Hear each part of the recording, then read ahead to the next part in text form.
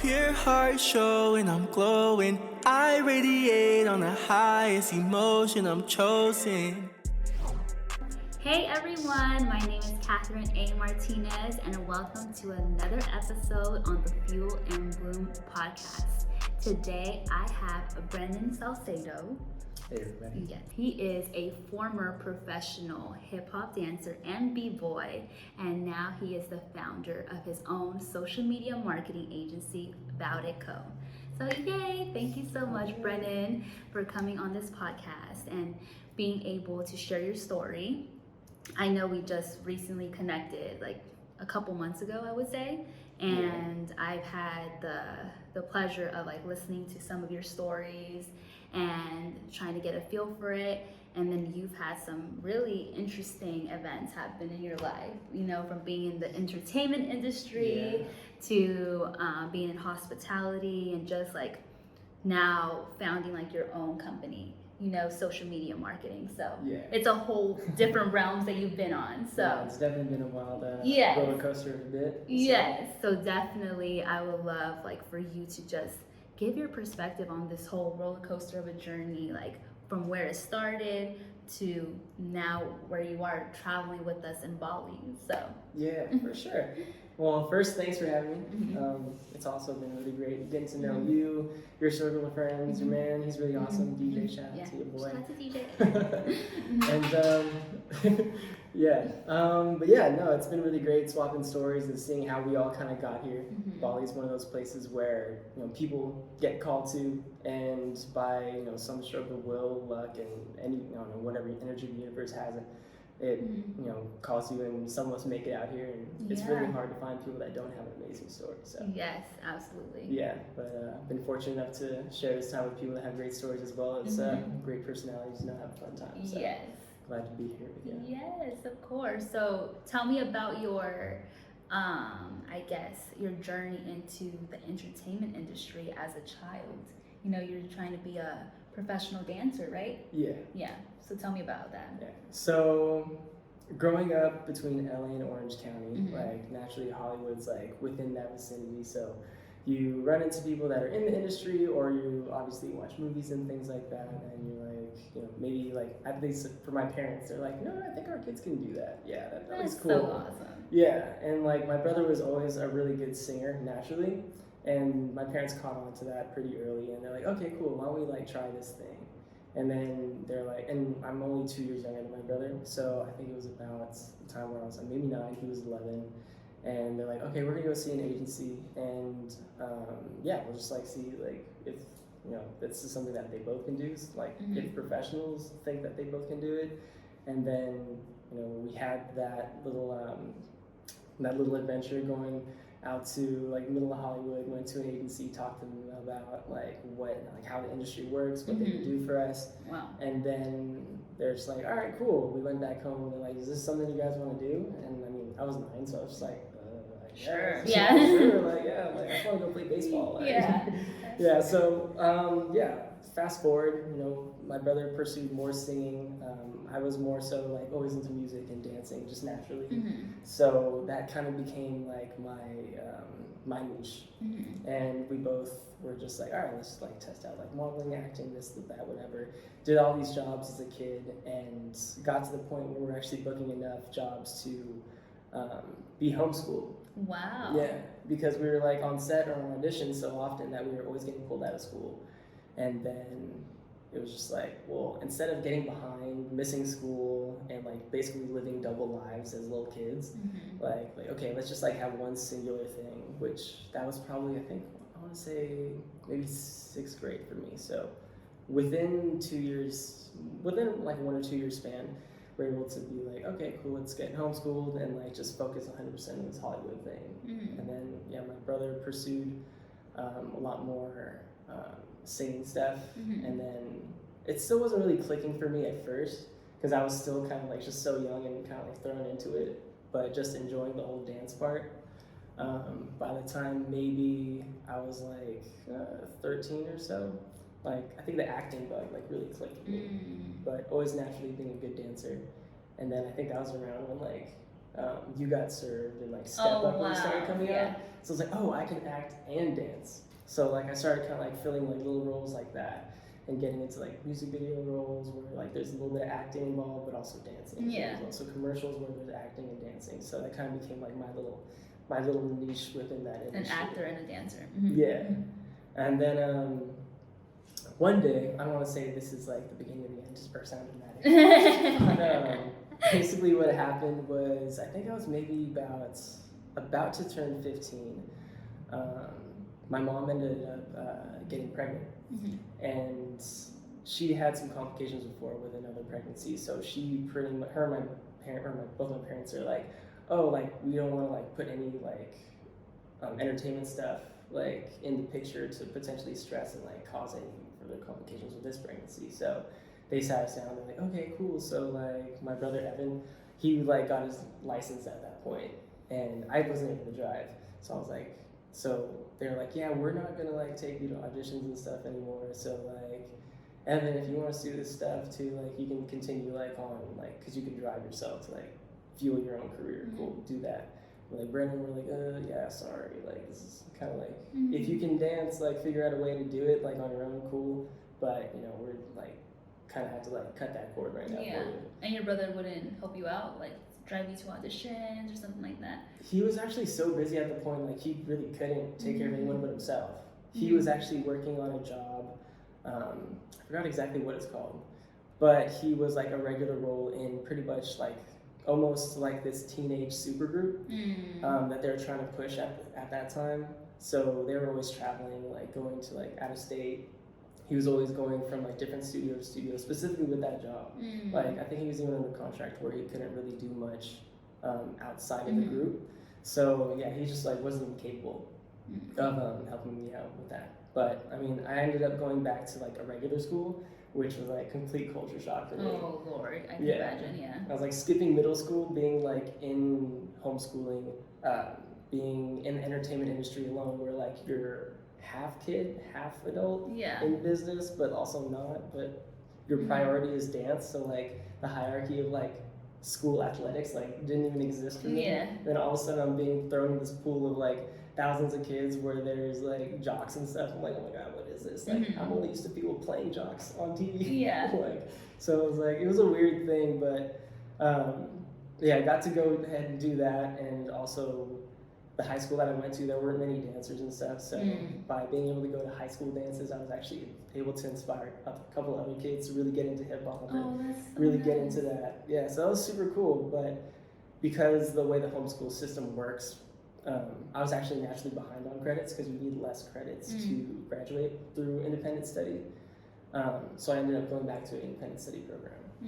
But when I left, they actually started a hip hop club for the school. So they had like a group Inspired of, by you? Yeah. Wow. Like students started Yeah. it, and they had like an official club the next year where they had like whole class where you can get credits by being in the club Wow. instead of going to PE. So I was like, oh shit. That's like, crazy. I was like, Your what? impact. Yeah, like somehow like just by doing something that I was like really into, but also like it was just like naturally part of me, like partially like kind of healing from the idea of like, or from the fact that I'd left the industry and dove into this whole new thing, but like still wanted to like be a part of the dance Yeah. community somehow. Like it made a really cool Yeah. impact. So how was that transition? Like you getting already into it, like that footing, but then like just being met with the idea like, hey, like I can't do this, and like you're not old enough to drive yourself, I Yeah. assume, yeah. So there's no other choice but you to go live like now a regular life. Yeah. So how is that? Like what are your thoughts, your process on that? Like at the time, I was just like a little salty because it was Yeah.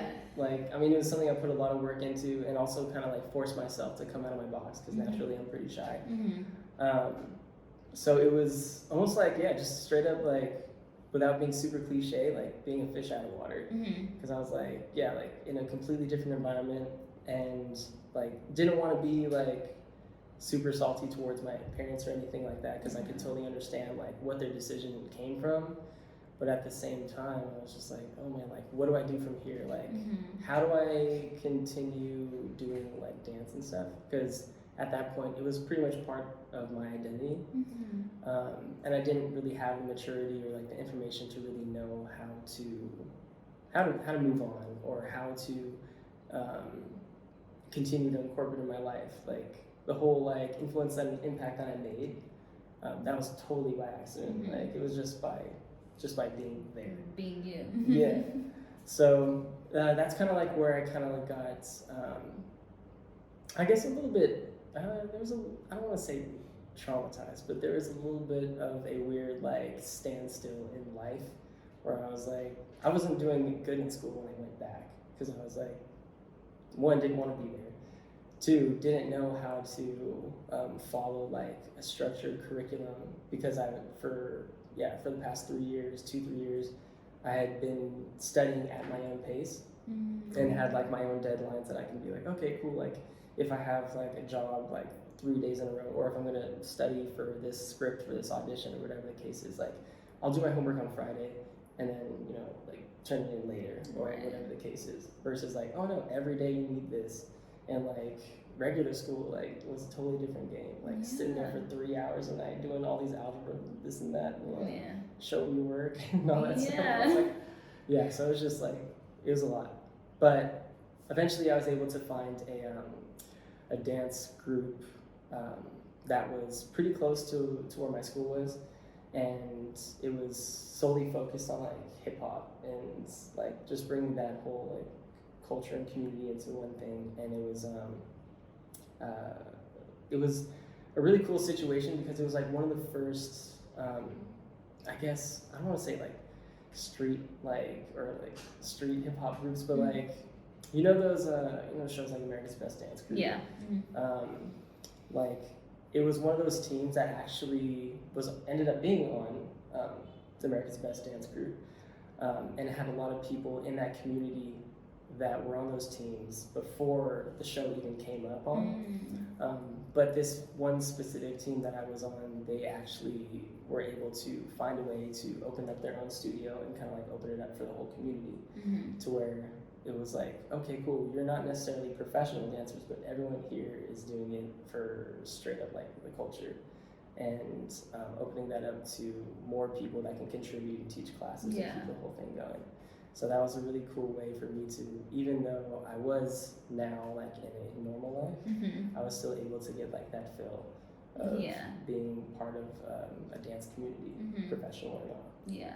Did you think like that was like in a way your purpose was kind of taken away from you because like you grew into that and you naturally aligned with dancing and acting and all that stuff? Mhm. So did you feel like that you were just like, now what am I gonna do like without like dancing, or at least like keeping that going before you found your community? A little bit, because I think at the time I didn't realize that that was really gonna stop for me, the way that it did. I was just like, okay, cool, like, well, I'm gonna get my license in a couple months and I'm gonna start doing auditions again. Well, I'm gonna, like, it's somehow gonna kick back up. Okay. It was never the end for you. It was never the end, but there was a huge like sense of just like lost. Mhm. But yeah, I couldn't really articulate it at that point. And I Right. was just like, okay, cool. Like, how do I be normal? Wait. Yeah. But yeah, it was a bit of a adjustment period for Mhm. sure. So when was exactly the end then?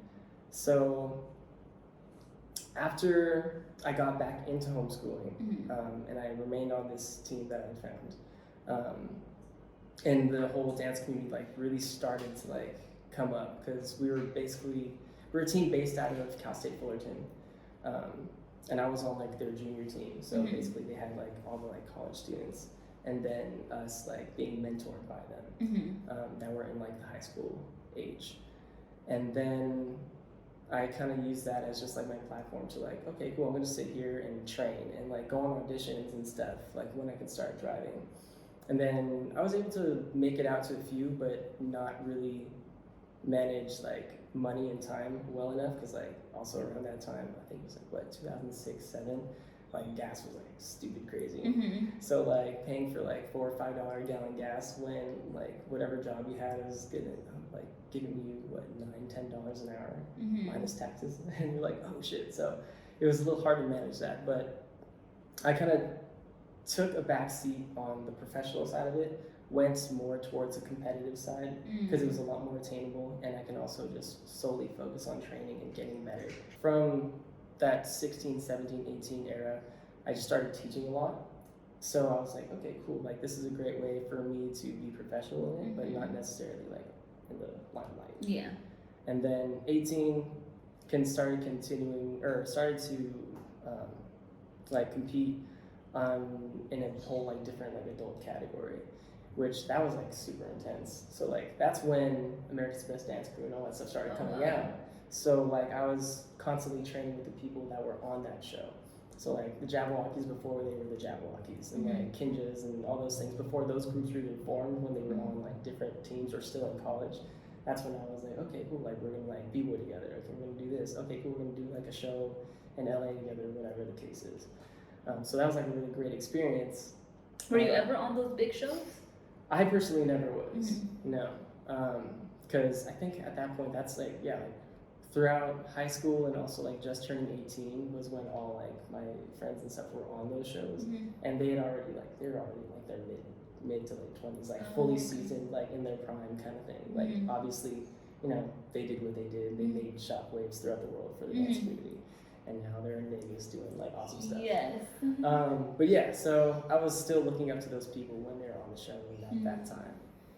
But the big catalyst for me, when I would say it was like a real end, was I think I was like 18. I decided to take the year off, not to go straight to college, because I was like, okay, dance is what I really want to do. Now I'm driving, now I'm working, now I can make like these things happen. Like I'm actually like, I put in the work to set myself up with a foundation. Right. And then because a lot of the people I was dancing with are in like college, so during the daytime you have class, you got work, you got whatever else you need to handle, responsibilities, this and that. So our rehearsals were always at night, and you might be able to relate to this, but like being in a Latino household, oh, they don't play. there's certain rules you gotta abide by. Yeah. And one of the things like my parents, or my dad at least, like would get on me about is the fact that I would always come home late. And sometimes, like, especially when you start rehearsal at 8 o'clock, and you're trying to coordinate 30 to 40 people in like this really high level like art, like dance. There's no end time. It's like, hey, we want to end at midnight, but like we got goals and things to reach. You can't leave unless it's perfect. Yeah. And especially like at that point, the dance community, at least the part that I was involved in, there's a lot of like, is a huge Filipino presence. So like Asian culture, which is like like in martial arts, like perfection and like doing your best and making sure that it's done right is huge, which I can also resonate with because I'm also half Filipino. Yeah. So Latino, being like gotta be home early, but also like there's a lot of pride, so you gotta have pride in what you do. Yeah. But then there's like the Filipino part, which is like, hey, like you're not gonna come home until this is done right. Yeah. And then so in pursuit of that, thinking that we're all doing the right thing, which you are, if you're trying to do the right thing, do your best, put in the work. At one point, I remember my dad came to rehearsal, like, it was in the middle of rehearsal, and there was already a little bit of friction, because it's like, oh, you come home so late, this and that. I was like, oh, well, I'm at rehearsal, like, where I am, I'm gonna be there, like, we have, like, these big shows, these big competitions, this coming up, and I'm using this as a platform to train myself, so that way I can get back into commercial dancing. He came to rehearsal one day, and was like, all right, get your stuff, we're gonna go. I was like, where are we going? He's like, just get your stuff, let's leave. Like, not like mad or like weird or anything like that. It was just like, it was just weird that he just showed up in the middle of rehearsal. I was like, okay, cool, maybe there's something wrong. So he picked me up, and then like on the way home, like he was like, oh yeah, just like leave your car here.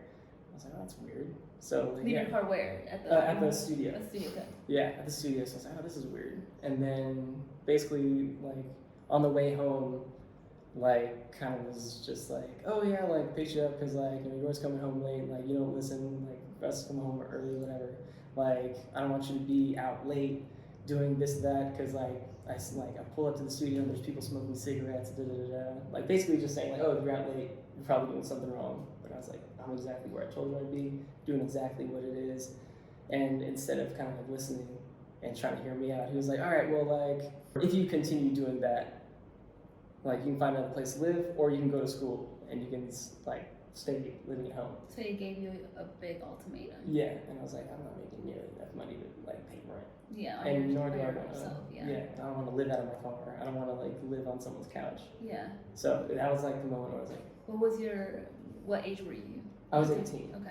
Yeah, so that was like halfway through the year that I gave myself to be like, all right, I'm just gonna train and dance, and if I don't feel ready to be, a professional dancer, I'll start to like look into other options. Like by the time I guess like I turned 19. Yeah.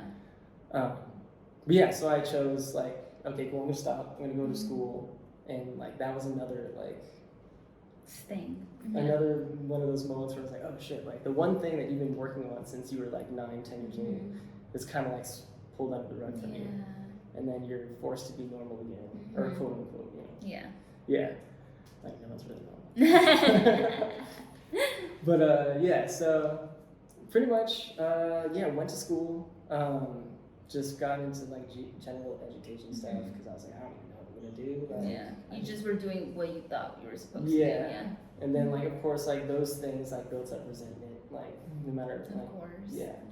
So then that's kind of like when I started to study marketing, videography, and all this stuff because I was like, oh, what do I know how to do?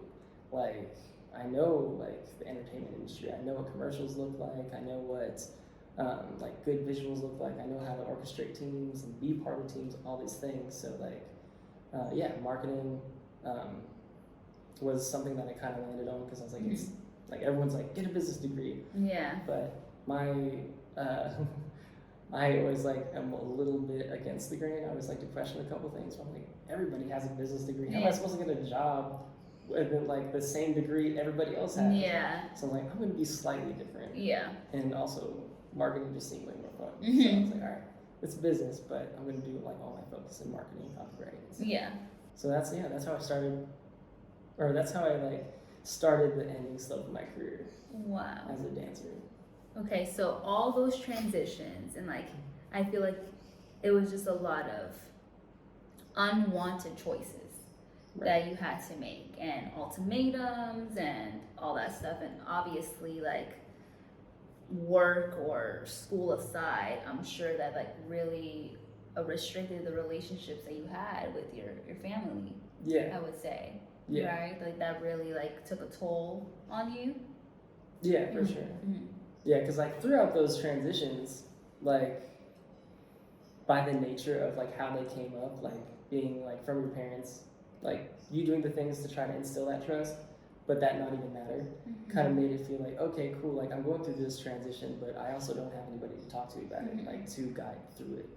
So that's where it was just like so much of the unwanted transitions kind of just like became like just a big like chaotic mess in my head, to where like I ended up just kind of floating around, like going from job to job, Right. and all jobs that I was like not super happy with until like way later down the road.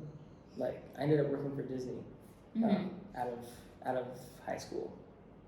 Awesome job, super fun, best job that someone like in college I think could have. Like I was dancing on parade route, getting paid to do it, and really I was only working for 30 minutes out of the day, and just like having fun, free tickets to Disneyland, all this stuff. Like what could you not like? But at the time I was like kind of miserable just because I was like, oh, this isn't how I want to be in the entertainment industry, and I knew it was because of the series of like decisions that I was forced to make. Right. Yeah. So what made you like finally come to that acceptance of it and not like, okay, like whatever, like I had to make those decisions whether it wanted or not, but like really like be at peace with it and not hold resentment towards all like those people that, whether it be parents or anything else influencing that that made you be like, all right, like I'm just gonna be at peace with it completely and with the people involved. Yeah, so that actually took a really like an even longer time. I want to say almost not until recently. So maybe I want to say maybe a year or two ago, probably like during COVID. was when I really like kind of came to terms and like at peace with that, like with my parents and everything. Because from there, I actually tried to get back into dance a little bit, but was kind of, not to sound dramatic, but I was a bit of a shell of myself. Because like I didn't have the same confidence. I didn't have the same level of purpose. I didn't have the vision for my future in dance. It was just something that I knew made me happy. And it was something that I knew I was good at. So it kind of filled me up in those areas. But it was like, it was filling a glass with a hole in the bottom.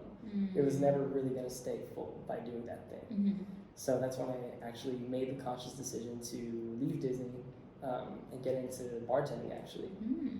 Yeah, because while I was doing a job at Universal Studios, one of my friends that isn't a dancer, isn't an actor, but really loved like the entertainment world. So I was like, hey, I'm gonna go on some like theme park auditions with you. So we ended up getting a job at Universal Studios together. We were carpooling, and he worked in a different department or a different show than I was working. And he's like, hey, there's this guy that I work with, and he's a bartender, and I went to his place, and he was just showing me like, oh, I go to these acting classes, and I'm able to work at like Universal Studios like just for fun, and I have like my own like apartment in the middle of LA, and all my like most of my income is from bartending. And I get to meet a bunch of people that are in the industry, so it's super cool. So I was like, oh my god, like that's my in. Oh, awesome! Yeah. So that's when like and then another friend around the same time was like, hey, he was on Groupon because we were working out a lot together at the time, looking for fitness classes and stuff. And he's like, hey, I found a bartending class. Like, do you want to go take it?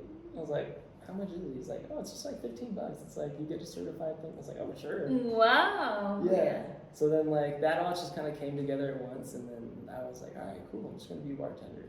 And then got my first job at El Torito. El Torito. Good old El Torito, slanging margaritas and cleaning up tortilla chips. That was my jam. And then, yeah, finally got that little ball rolling. And then I ended up moving to San Diego from Orange County at the time because I had another little disagreement with my parents. Yeah.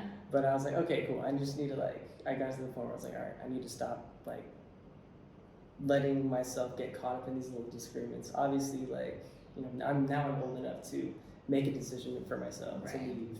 I found a way to like get into an industry that pays a little bit more, that I'm also having fun in. So I was just like, all right, cool. Like let's make this a thing. And then like I'm consciously knowing that if I left, I was gonna go on a little bit more of a journey to do the things that I like, figure out like getting back in touch with the stuff that I like. Not just with dance, but all these other things. Because living with your parents, you're a little restricted. Of course. Yeah, it's like their house, their rules, and also like you kind of have that ingrained in you that you want to respect that as much as you possibly can. Right. Exactly. Yeah. Even if that's at the expense of yourself. Yeah. Sometimes. Unfortunately. Yeah. Yeah. Some households like do really well with creating an open format. Like I feel like sometimes like looking at like the Smiths. Like Jalen and Will Smith. Yeah. I'm like, man, that's cool. Like they probably hear more stuff than they even want to hear. Yeah. But like I know that that's also a special case. But yeah. We can do our best to take it upon ourselves, leave the nest, and get in touch with what we like. Right. Exactly. Yeah. So after bartending, you found that, and you came into that thinking like, oh, maybe I could have a lifestyle like this person. Right? Like the living in the middle of LA, maybe like getting in touch with like all like the entertainment industry again. Yeah. And still making a living. Did it go as planned? No. Yeah, so pretty much I was like, all right, what are my options now? LA was kind of off the table because like I still was like, I think at that point, like I had $1,000 to my name total. And because like pretty much like I continued going to school. I don't think I actually officially finished, but I was like, oh, I have enough to know what I want to do, and like finishing my degree right now is not my priority because it's not going to get me to where I want to go. Because at the end of the day, I didn't even know where I wanted to go. So I was like, all right, if I'm gonna like find a clear end to where a degree makes sense, I'll come back to it. Life will call me. Like I've always kind of been into like following the energy of like what the universe is putting out.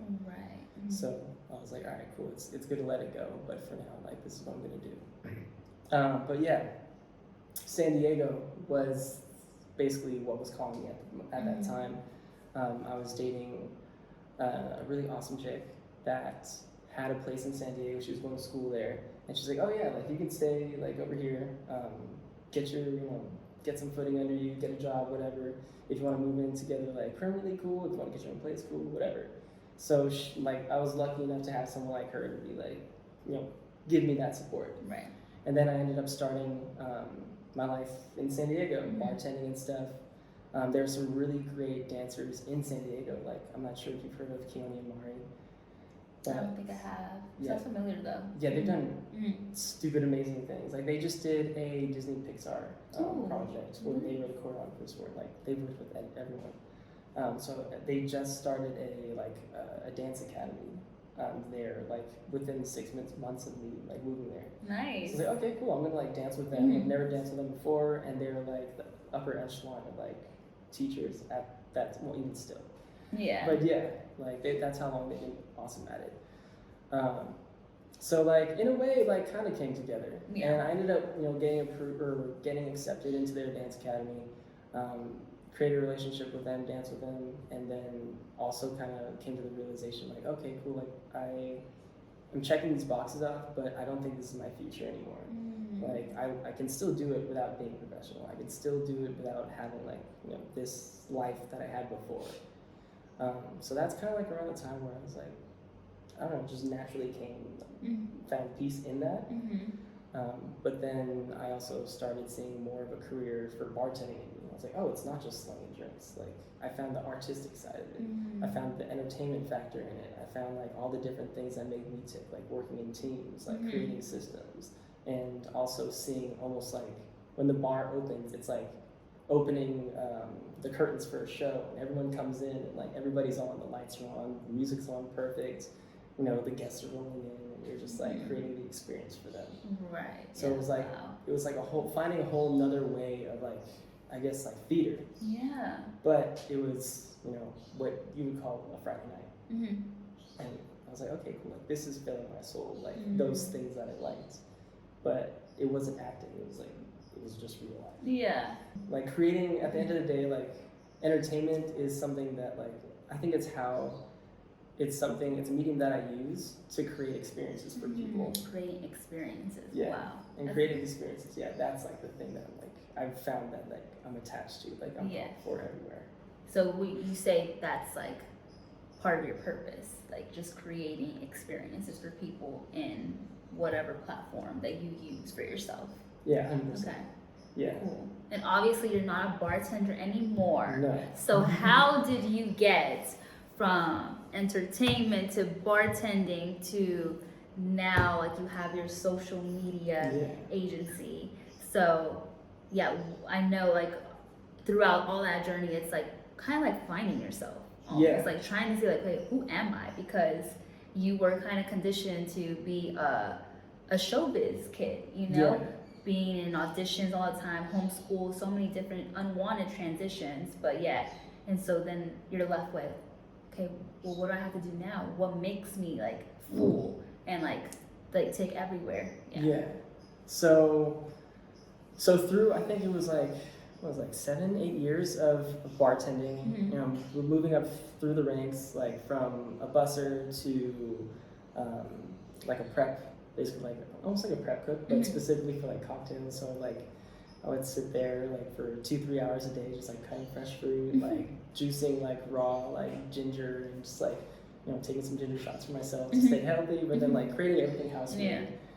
All the way up to like bar manager and all that stuff. Nice. And I was at a bar that I really, really liked.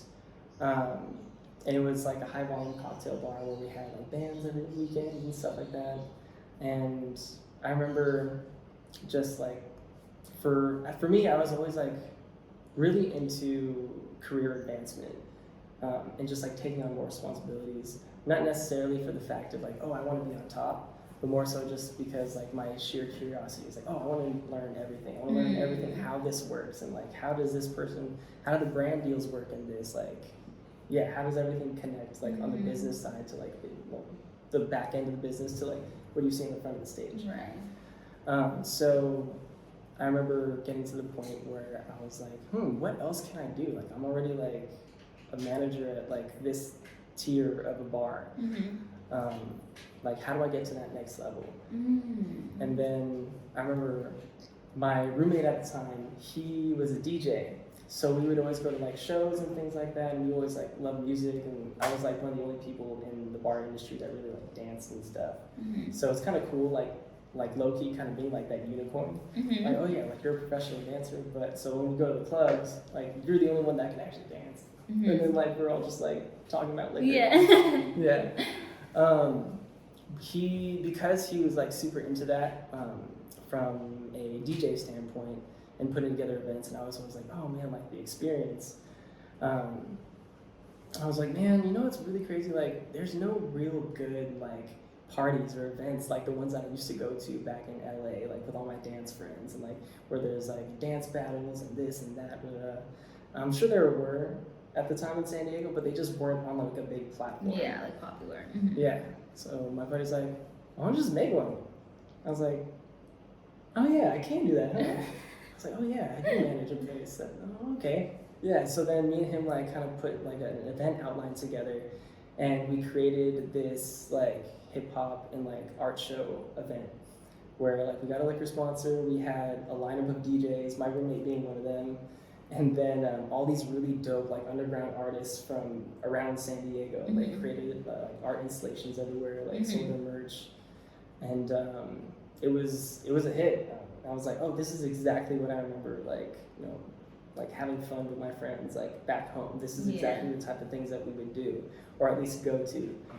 And then yeah, we created that thing, and it started blowing up, and from there I was like, oh man, like I'm not just creating an event for us to have fun at, like I'm actually giving some of these artists opportunities. I'm giving the DJs opportunities.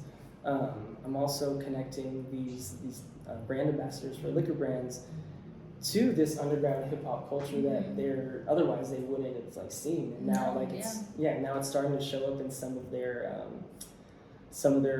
creative work and like other like their messaging and everything like through that what they're doing around the city. Yeah. So I was like, oh man, creating an impact in this. So that's when I was like, okay, cool. Like I'm gonna become an event producer throughout all this. And then I got picked up by my buddy's event company, and then we grew this thing called the Taco and Tequila Festival. I think I've heard about that. In San Diego? Yeah, Taco and Tequila. Yeah, that's awesome. Yeah, so we grew this thing. It turned into like this 5,000 person event where we'd have like bands and like artists and beer and tequila companies and stuff like that. And then of course like through that I ended up using my marketing my marketing experience to do all that, because I was like, okay, cool, like we can only hire so many people. So yeah, that's when I really got back into marketing from whatever I was doing beforehand.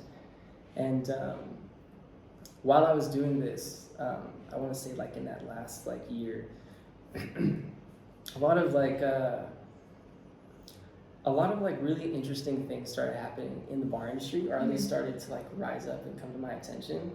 Like, because when you hear about the bar industry, a lot of warnings that you get, it's like, oh yeah, like you're not gonna have weekends, but also like, oh yeah, like you're around alcohol all the time, like things happen. Things like people's toxic relationship with alcohol and like how it's affecting their work and their lives really started coming up in my life personally.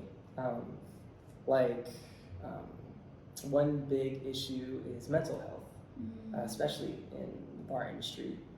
So there is like little by little, more friends that I had known like very close and like just acquaintances started getting like knocked off to like self-inflicted issues.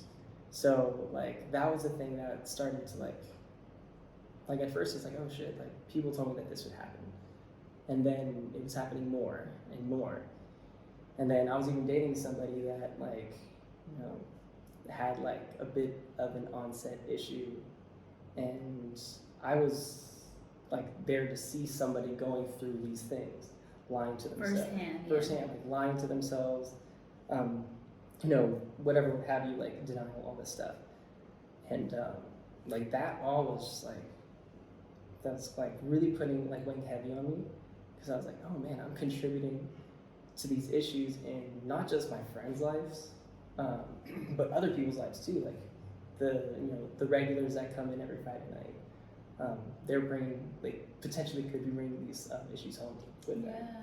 Dealing or starting experiencing a lot of that firsthand. Like, okay, cool. These people in my life personally are affected heavily by alcohol. How many of these people that I'm serving on a nightly basis am I contributing to problems? And then also I started seeing one of my bosses actually had an issue too. Oh wow. And he started treating the other manager at the place I was working, who happened to be half black, really racially inappropriate. And it was always happening when he was drunk. And I was like, dude, I can't be part of this thing. Associated with that whole realm. Yeah. And then things happened to me as well. I feel like I was mistreated in certain ways throughout the industry as well. And after a certain point of experiencing all that, I was just emotionally had to detach myself from the position. But that emotional attachment is what made me so happy with it before. So any job that I had from there, it was more so just a means of survival, just to pay my bills and have a livelihood still. So I kind of just started to look at other options from there, and bounce from place to place, because my heart wasn't really in it. I was just skipping things and not doing things how I should be doing them, even events and stuff. It was just it was starting to become more stressful and stuff like that, because I'm constantly talking about liquor, but then also having to go to another memorial party thing or a memorial event where it's oh, remember so and so that we trained with last year? Yeah, she's gone. And it's so that stuff constantly kept happening, and a lot of the answer for a lot of my friends was to drink more, because you just drown in pain. But so with that, I actually was able to take a break entirely from the industry. I was I'm going to move back to LA. I'm going to move in with my brother, and I don't know, just try to figure it out. And then at the time, unfortunately, my dog did not take well to LA. He got allergies really bad. And then I moved back to San Diego. But I was I'm just gonna, luckily I had savings. And I was I'm just gonna take whatever time I need off to figure this whole thing out. And I looked into just getting back into strictly marketing. I'm not working with the restaurant industry and stuff. Right. And then COVID happened, and then the restaurant industry kind of died. And I was okay, cool, maybe that's just a sign, hey, let me help you out and not put you back in that industry. Right. Because that was the answer at the moment too. Perfect sign, yeah. Bam. And then from there, I was all right, what do I really want? Okay, out of life, I want to achieve certain things. I want to have a nice house. I want to not worry about money, and I want to be able to make a positive impact. Things that I've all been able to do to some extent, but I want to amplify that. And I was okay, cool. Where do I start? Right. And I was really into motivational videos. And one thing, somebody said in the video, it's oh yeah, your net worth is your net worth. Yes. And I was oh man, that's so true. Anytime I've hung out with someone that was really driven in this or already achieved this, whatever, I kind of adopted those things. And then I was all right, well, how do I do that? All right, cool, what are my resources? Okay, artists, things like that. All right, so I was okay, well, marketing is really cool, and I all these clothing lines and this certain style. So I'm okay, cool, over a lot of thinking, I ended up coming up with the idea for the overall business itself, because I was I don't want it to just be marketing. I want it to be almost a lifestyle platform. And I want it to be filled with people that are very much into whatever they do. It's they're if they're a surfer, the decisions that they make in life are focused around surfing. If they're a clothing line owner, it's their life's based around this. And I was I just want to be around people that are about that life. That are just about it. And then And you're like, ding, ding, ding. and I was like, yeah. boom, and I was like, oh, that's the name of the company, About It Co. Because Yeah. everybody that we work with or want to associate with that is part of the network, my personal network, they're all just like about it, about that life. And then yeah, that's when I was like, all right, cool, like marketing is the end because everybody needs that. Not everybody knows how to do it, and it's fun for me, and it's something I can center my life around and feel good about. Right. Yeah. So do you think now that you've gone through that roller coaster of a journey, do you think you found your purpose? Definitely. Yeah. 100%. Because yeah, like I said, I can make an impact on people's lives. I can do this, make connections, help people go all in on themselves when they're all in on what they do naturally, and it's something that I've come to this like on my own terms naturally and solely with passion, Yeah. and not like because somebody pushed me in this direction, Right. or because this thing like really just like took all my other options away. Right. It's just like, okay, cool, like this brings everything that I've kind of done into one like functional like unit. Yeah. Yeah. It's like a full circle moment. Yeah. Almost, yeah. Yeah. So like that like brought a lot of peace and like relieved a lot of anxiety for me as thinking like, what am I gonna do for my life? Yeah. And all that. And then like also kind of took my mind away from the friction that I had from my parents as well. So yeah, just like in a lot of ways, it just like brought me to a point where I can be completely myself and do the things that are continue to grow in the areas that make me as well. Yeah. And have you found that peace completely? I think I have. I can't say for sure because I don't have that that sky level perspective. But from where I'm at right now, I definitely feel like I have. Like even like with my parents and stuff like that, like I think having that peace within myself was enough to even like help me like reach out and like find peace in those relationships too. And to the point where it's like, all right, cool, like everything's cool. Like I understand what you guys did before, don't necessarily agree with it, but they're cool. And I know you mentioned a little bit about it in the bartending industry where like you kind of like put the blame on yourself almost, that you were saying like maybe I'm like, I forgot the word that you used, but you're basically kind of influencing that because you're in that industry. And yeah, you see people having like these kinds of vices, and then people passing away. You had a relationship with a person who also had that kind of habit. So have you also made peace with that? Like, and I know you said you emotionally detached. So that was a phase of your life that I'm sure impacted you. Right. Yeah, I mean, at that time, like there was a sense of guilt. But now I think I actually helped the girl from my past relationship like kind of like get back and like in line with the values that she actually has that we connected over. So she's good, and like That's that made me feel a lot better about the situation. Kind of like, oh, like people like can be helped, not sometimes like don't even realize it, but like they like there's a way for everybody, and people are also going to do what they want to do. Exactly. Which like I'm no one to tell somebody what they can or can't do. And but you're nobody's savior. Right. As well. Yeah. Yeah.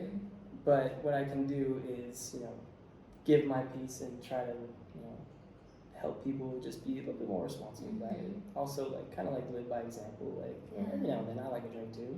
Yeah. But also like just know that let people know too. Like there's just a responsible way to go about it.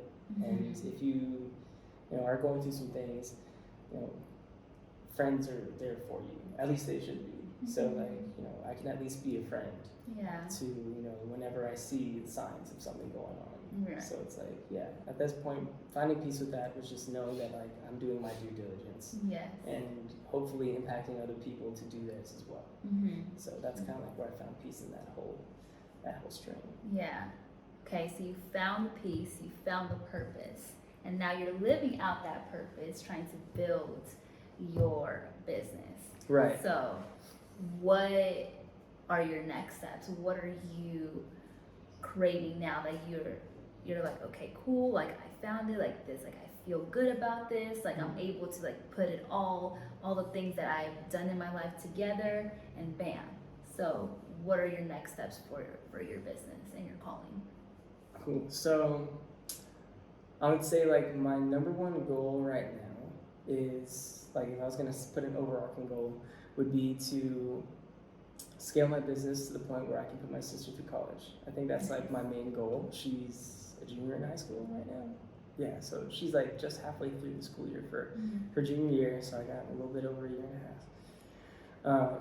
But yeah, so I want to do that. I think she wants to go to UH or University of Hawaii, so I'm like, all right, cool, that's a nice little price tag.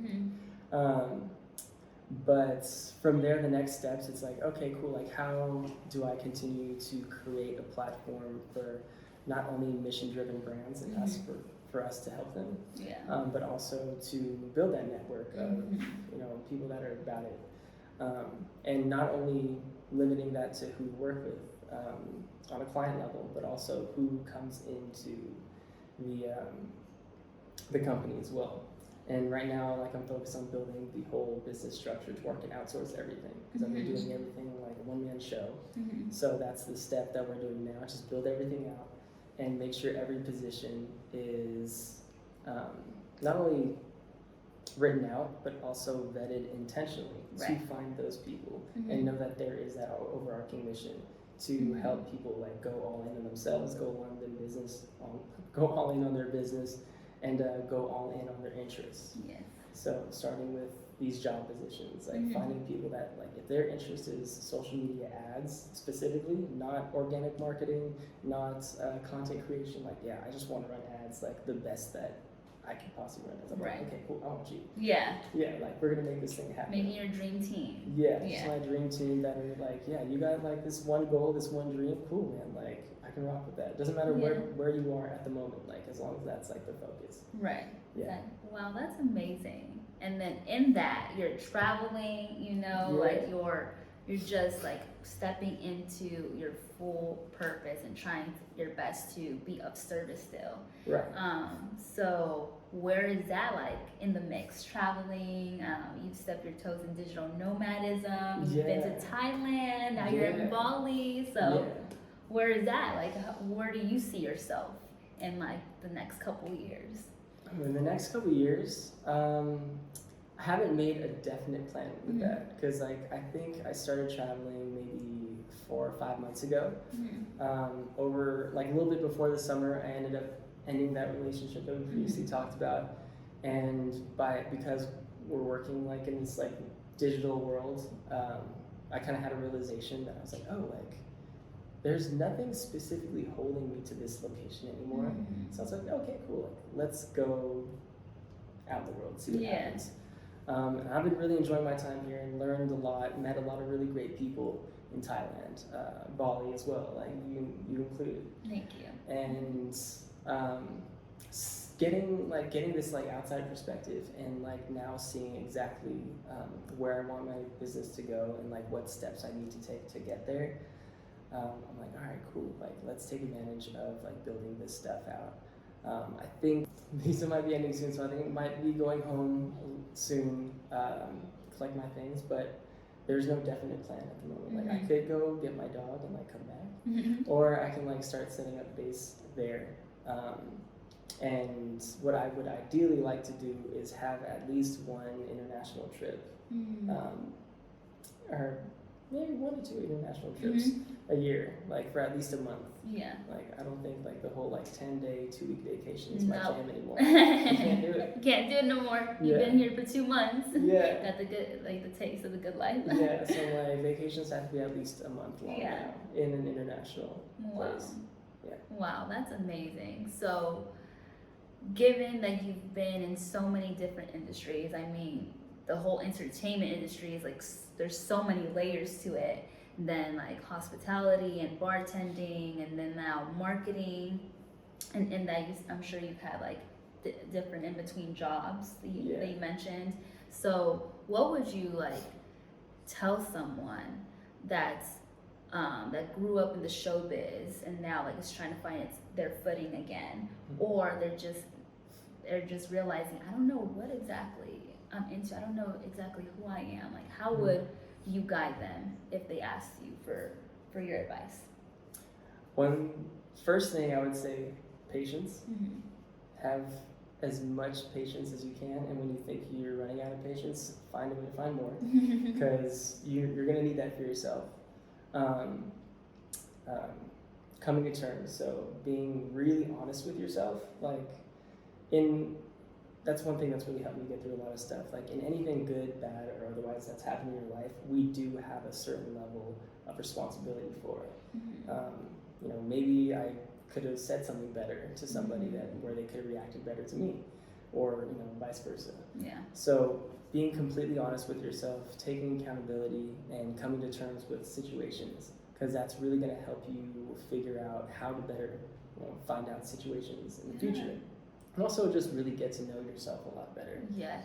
How you react to things. Like, is that how you want to continue to react to things? Or, finding things that you really like about yourself. Like, oh man, I didn't know that. So coming to terms, having patience.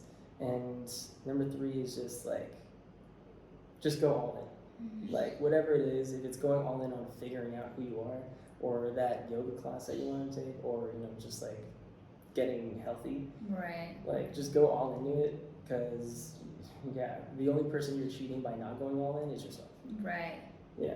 So I think that would be my big 3 for anyone that's like kind of lost or just trying to figure it out in whatever part of life that they're at. Yeah, and that's completely normal too. Like, I feel like we all go through phases, wherever you are in life or whatever age you are.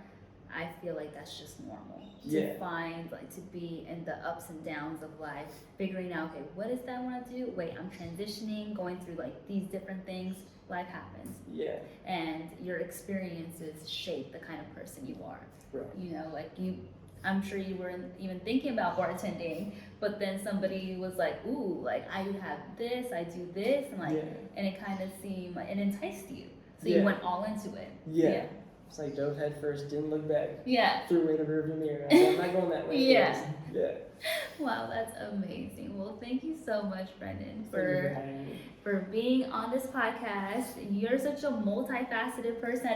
I didn't even know that you were like all in these different industries and have so much experience. And I'm sure like you have like deep like stories to tell. And in each industry, This is the and PG version of it. Yeah, exactly. And I mean, like, I feel like it's just like so much, and just being in the entertainment industry in itself and growing up in that's a whole like chapter of life, I feel like. It's a fun little game. Yeah. Well, I'm so glad you were on here. Thank you so much again. Appreciate it. And I will plug everything for Brendan if you want to connect with him and his company About It. You could definitely hit him up through Instagram, and I'll put all his contact info down below. So thank you again. Until next time, keep blooming and God bless. Bye. Peace, everybody.